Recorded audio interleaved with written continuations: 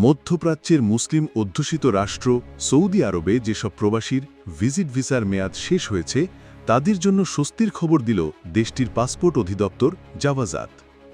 নতুন এক ঘোষণায় জানানো হয়, এসব ভিসাধারী এখন মাত্র ৩০ দিনের মধ্যে বৈধভাবে দেশে ফেরার সুযোগ পাবেন। খবর সৌদি গেজেটের। ঘোষণায় বলা হয়, যেসব প্রবাসী ভিসার মেয়াদ শেষ হয়ে গেছে তারা নির্ধারিত ফি ও জরিমানা পরিশোধ করে সৌদি আরব থেকে চূড়ান্ত প্রস্থানের জন্য আবেদন করতে পারবেন। খবর সৌদি গেজেটের। ভিসাধারীদেরকে আবেদন করতে হবে আপসের নামে পরিচিত সরকারি ইলেকট্রনিক প্ল্যাটফর্মের মাধ্যমে। সেখান থেকে তাওয়াসুল সেবা ব্যবহার করে এই প্রক্রিয়া সম্পন্ন করা যাবে। জাওয়াজাত জানিয়েছে, যারা এই সুবিধা নিতে চান তারা যেন ৩০ দিনের মধ্যে আবেদন শেষ করেন। সময় শেষ হয়ে গেলে তাদের বিরুদ্ধে আইনি ব্যবস্থা বা অতিরিক্ত জরিমানা হতে পারে।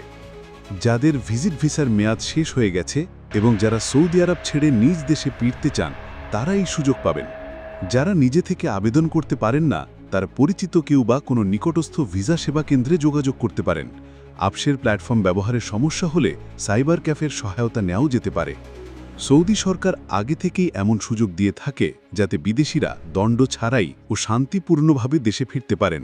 তাই যাদের ভিসার মেয়াদ উত্তীর্ণ তাদের সুযোগটি কাজে লাগানোর আহ্বান জানিয়েছে জাওয়াজাত।